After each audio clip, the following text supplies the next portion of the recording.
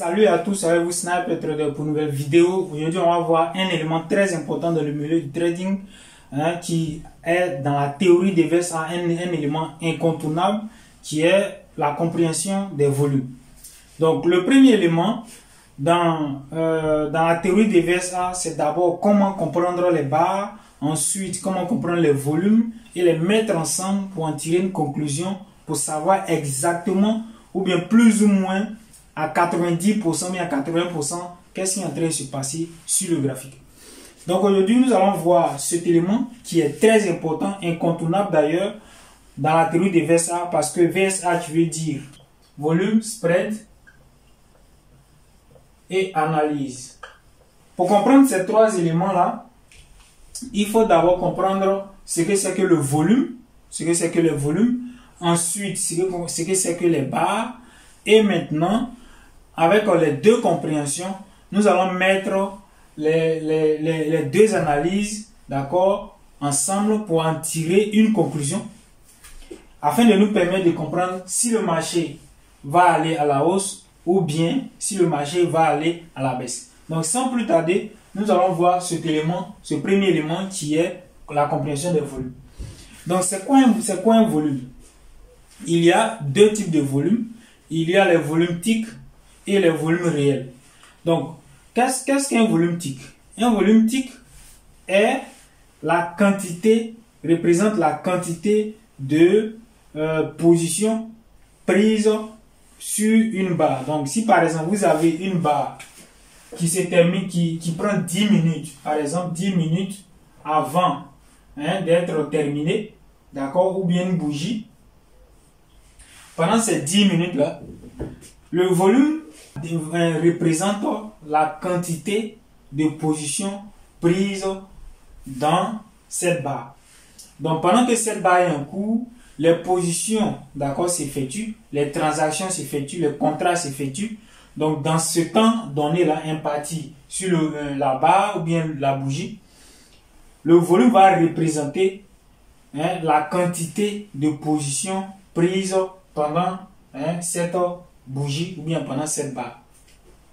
Donc, comme je l'ai dit, vous avez les volumes TIC qui représentent la quantité de positions prises et les volumes réels qui représentent la quantité d'argent investi sur une barre. Donc, quelle est la nuance entre les deux? Je pense qu'il n'y a pas de nuance.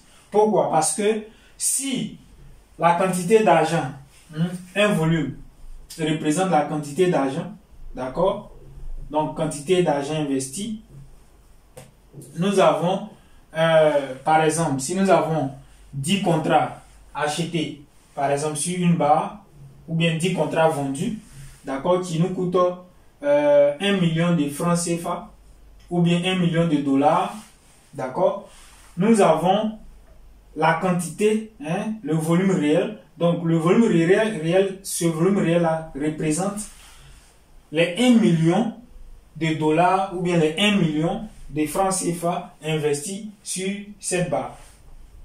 D'accord? Maintenant, sur les 1 million de dollars ou bien les 1 million de francs CFA investis, il y a le nombre de positions qui équivaut au 1 milliard de dollars ou bien au 1 million de dollars. D'accord? Donc ici, supposons que nous avons 1000 positions. 1000 positions qui nous ont donné 1 million de dollars ou bien 1 million de francs CFA. D'accord? Donc, c'est la même chose. Il y a la polémique qui circule qui dit qu'il y a une différence entre les volumes réels et les volumes TIC. Selon moi, il n'y a pas de différence.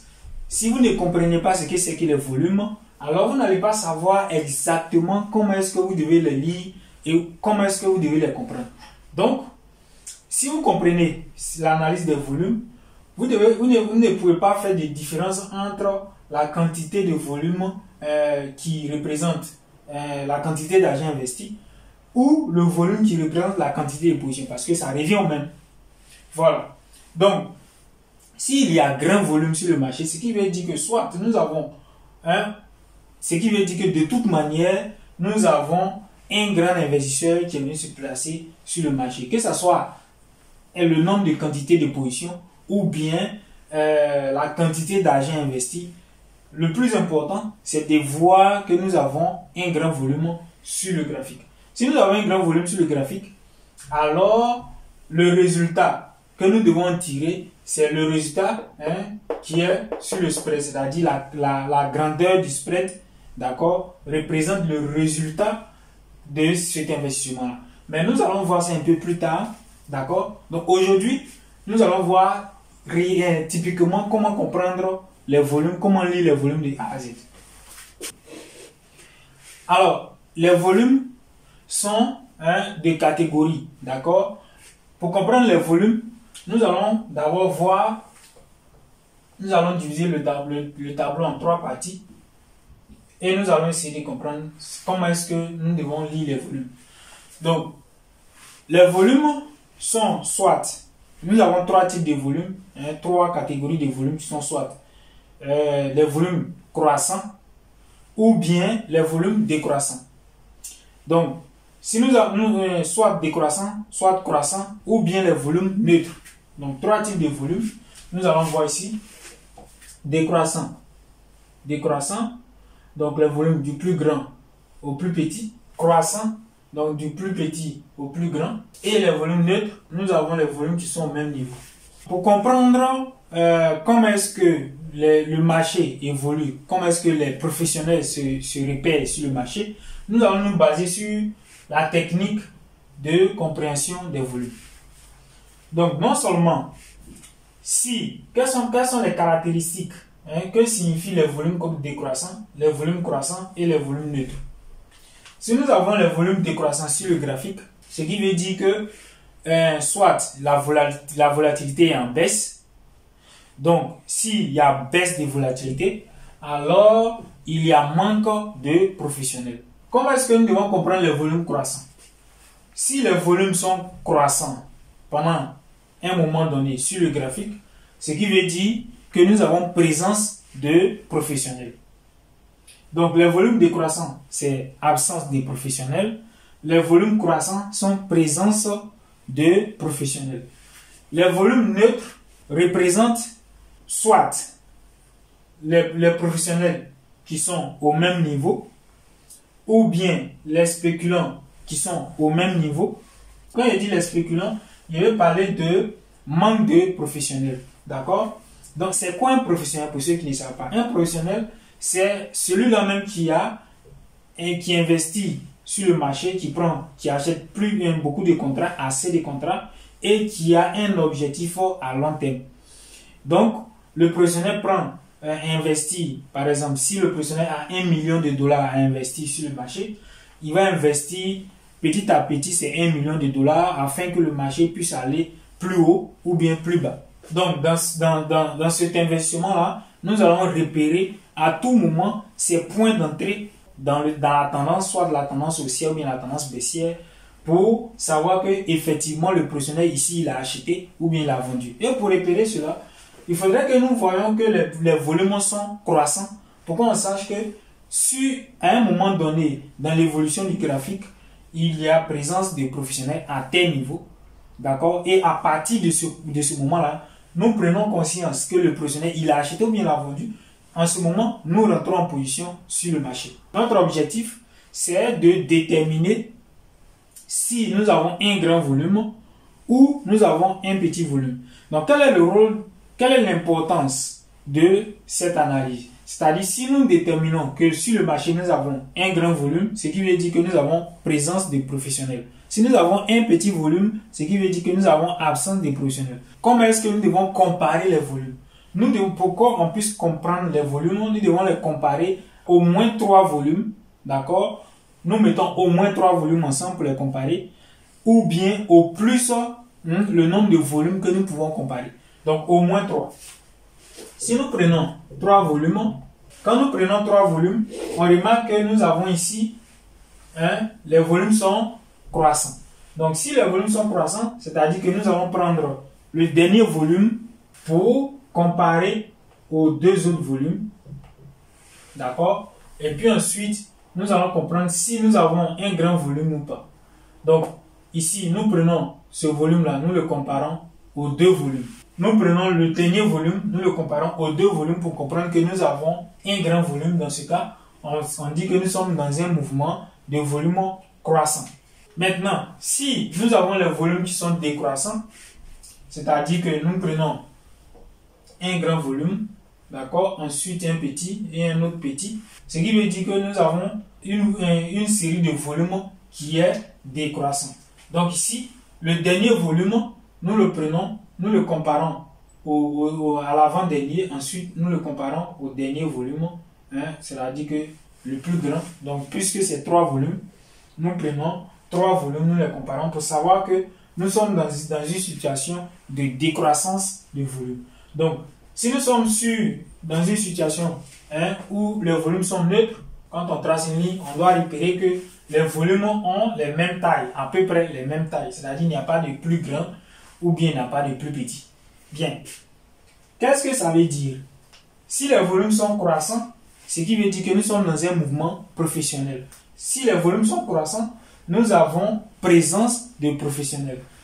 Si les volumes sont décroissants, ce qui veut dire que nous avons absence de professionnels. Si les volumes sont neutres, ce qui veut dire qu'il y a équilibre, soit équilibre de professionnels ou bien équilibre de spéculants. Donc, manque de spéculants, un manque de professionnels, nous avons présence des spéculants. Donc, équilibre, il n'y a pas encore de professionnels qui viennent se placer sur le marché. Pour comprendre efficacement les volumes, nous devons comparer 3 types de volumes, comme je l'ai dit, mais cette fois, les volumes de nuit, d'accord, dans la session asiatique. Donc, pour ceux qui n'ont pas regardé la vidéo sur la session asiatique, cliquez sur le i qui est là, vous allez retrouver la vidéo sur la session et vous allez comprendre ce que c'est que les sessions. Donc, si nous prenons les sessions de nuit, par exemple, pendant qu'il fait nuit, le marché a évolué, nous avons ce type de volume. Ensuite, donc le premier jour 1, et puis jour 2, nous avons eu les volumes. Jour 3, nous avons eu, d'accord, les volumes comme ça. Donc, jour 2 et 3. Bien, ici, qu'est-ce que nous allons remarquer? Nous allons remarquer que nous allons comparer les volumes de nuit, d'accord, sur 3 jours pour essayer de comprendre ce qui s'est passé pendant la nuit. Vous venez sur le graphique le lundi, d'accord? Pour comparer les volumes, vous devez comparer les volumes, d'accord, du vendredi, du jeudi et du mercredi pour comprendre ce qui est en train de se passer dans la journée du lundi. Donc, quand on prend le volume de la nuit du mercredi, on va le comparer au volume de la nuit du vendredi et de jeudi. Ensuite, on va le comparer au volume de la nuit du vendredi, d'accord, pour comprendre ce qui est en train de se passer dans la journée du lundi. Donc, le lundi matin, vous allez voir ce qui est en train de se passer dans cette journée-là. Ou bien, vous prenez les volumes de la journée du lundi, d'accord, de la nuit, parce que le marché s'ouvre à 0 heure pendant la nuit. Donc, à partir de 0 heure jusqu'à l'ouverture de la session européenne, nous avons la session asiatique. Donc, vous pouvez prendre les volumes de la nuit pour comparer au volume de vendredi et de jeudi. D'accord? Il faudrait que vous ayez 3 jours. Bien. Une fois que c'est fait, vous allez remarquer que pendant les 3 sessions, pendant les 3 jours dans la session asiatique, il y a une différence de volume. Donc, vous allez voir que à un moment donné, pendant une journée, les volumes sont à la hausse, l'autre journée, les volumes sont à la baisse, et l'autre journée, les volumes sont à la hausse. Donc, ce que vous devez comprendre, c'est quoi? Si pendant la nuit, pendant la session asiatique, vous remarquez que les volumes, d'accord, sont allés à la hausse pendant cette nuit-là, pendant cette session-là, et que le marché est parti à la baisse ou bien à la hausse, ce qui veut dire que les professionnels, pendant la nuit, la session asiatique, ont tradé dans le sens du mouvement où est parti le marché.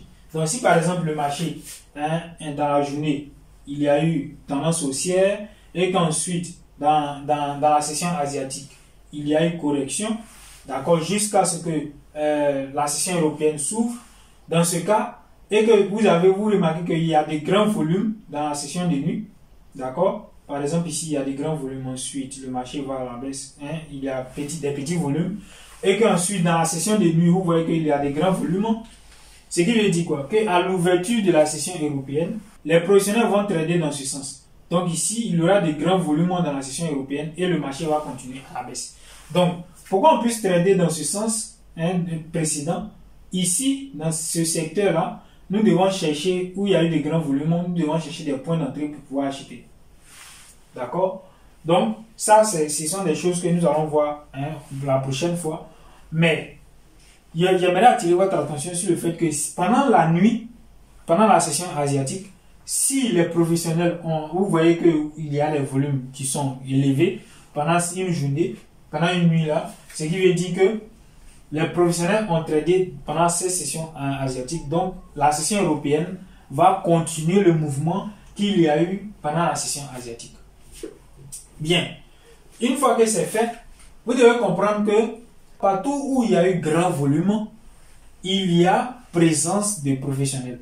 Donc, l'objectif est de déterminer où était orienté ce professionnel. Ce professionnel était orienté soit à l'achat ou bien à la baisse. Une fois que vous avez orienté, donc, ce grand volume-là, non seulement va déterminer notre niveau, soit un niveau d'achat ou bien un niveau de vente, donc le niveau des vendeurs ou bien le niveau des acheteurs. Une fois que ce professionnel, nous avons détecté si il a été un acheteur, d'accord, donc c'est un niveau des acheteurs. S'il a été vendeur, donc c'est un niveau des vendeurs. Parce qu'il y a eu présence de grands volumes. Dans ce cas, nous cherchons des points d'entrée sur ces points de position là, ces points de prise de position des professionnels. Voilà. Donc, une fois que c'est fait, nous allons associer les volumes au bar. Donc, là, dans la prochaine vidéo, nous allons voir comment est-ce que vous devez comprendre les barres afin de mettre en relation les volumes et les barres pour en tirer une conséquence pour donner l'expression VSA, d'accord, qui est volume, spread et analyse. Bien, une fois que c'est fait, vous allez tirer une conclusion en fonction de l'analyse que vous avez eue des volumes et de l'analyse que vous avez eue des barres pour pouvoir comprendre ce qui est en train de se passer sur le graphique. Donc, avant d'arriver à ce cours, j'aimerais que vous compreniez que le spread doit représenter le résultat de cet investissement-là. Si par exemple nous avons un grand volume, les volumes sont croissants, d'accord? Donc, si nous avons présence des professionnels ici, pendant que le marché va à la hausse, les volumes sont croissants, ou bien pendant que le marché va à la baisse, les volumes sont croissants, alors nous avons présence des professionnels. Donc, si nous avons présence des professionnels, on doit avoir de bons spreads, ce qui veut dire que s'il y a eu investissement, on doit avoir un résultat en fonction des barres, d'accord, ou bien les bougies que nous avons sur le graphique. Donc, vous devez savoir que dans certains livres, c'est écrit que si nous sommes dans une tendance baissière, les volumes doivent aller à la baisse. Si nous sommes dans une tendance haussière, les volumes doivent aller à la hausse. C'est pas juste. Ce que vous devez comprendre, c'est quoi? C'est que ce soit un mouvement haussier ou un mouvement baissier, si ce mouvement-là est engendré par les professionnels, nous devons absolument avoir les volumes qui sont croissants. Les volumes doivent être croissants si nous sommes dans un mouvement de professionnels. Si nous sommes dans un mouvement où il n'y a aucun professionnel, d'accord, dans ce cas, les volumes sont décroissants. Que ce mouvement soit haussier ou baissier, s'il y a manque de professionnels, les volumes sont décroissants. Si le mouvement est haussier ou bien baissier, si les volumes sont au même niveau, nous devons remarquer d'abord si au départ nous étions sur les volumes croissants et que par exemple nous avons eu les volumes qui sont au même niveau. Dans ce cas, on dit que nous avons un équilibre de professionnels. Donc je vais expliquer un peu cette histoire de neutralité des volumes. Comment comprendre la neutralité des volumes? C'est-à-dire que nous avons, par exemple, nous avons des petits volumes, ensuite nous avons un grand volume. Ce qui veut dire que quand on compare ce volume-là aux trois autres volumes, nous avons présence de professionnels. Donc sur le marché. Supposons que le marché évolue. Donc il revient à la baisse et puis nous avons grand volume. Ce qui veut dire quoi? Que nous avons ici présence des professionnels à la vente. D'accord? Si par exemple, cette bougie s'est clôturée à la baisse. Donc nous avons présent des professionnels à la vente. Maintenant, supposons que nous avons la deuxième bougie qui se clôture à la baisse et que nous avons le volume, son volume qui est égal au premier volume. D'accord? Soit il le dépasse un peu ou bien au même niveau. Ce qui veut dire que le même investissement qu'il y a eu sur la première barre qui a donné, ou bien la première bougie qui a donné ce volume-là, le même investissement a été effectué sur la deuxième barre ou bien le deuxième volume pour donner le même résultat. Ce qui veut dire quoi? Que les deux volumes sont au même niveau, donc nous avons une neutralité de volume, donc nous avons un équilibre entre les professionnels. D'accord? Il n'y a pas eu de grand investissement, il n'y a pas eu de différence entre les deux, sur les deux bougies ou bien les deux barres. Si la troisième barre, la troisième bougie, d'accord, vient se clôturer et que nous avons un deuxième volume qui est au même niveau que les deux autres, alors nous considérons toujours que nous sommes dans une neutralité de professionnels, donc l'équilibre y est toujours. Voilà. Donc voilà un peu comment comprendre la neutralité des volumes et les volumes qui sont croissants ou décroissants. Donc si vous avez aimé cette vidéo, les amis, mettez un like, partagez, commentez, abonnez-vous à la page pour que vous ayez le maximum d'informations pour pouvoir comprendre plus ou moins ce que c'est que le graphique, comment est-ce que nous devons comprendre l'évolution du graphique avec la théorie des VSA. On s'attrape pour une nouvelle vidéo. Bye bye.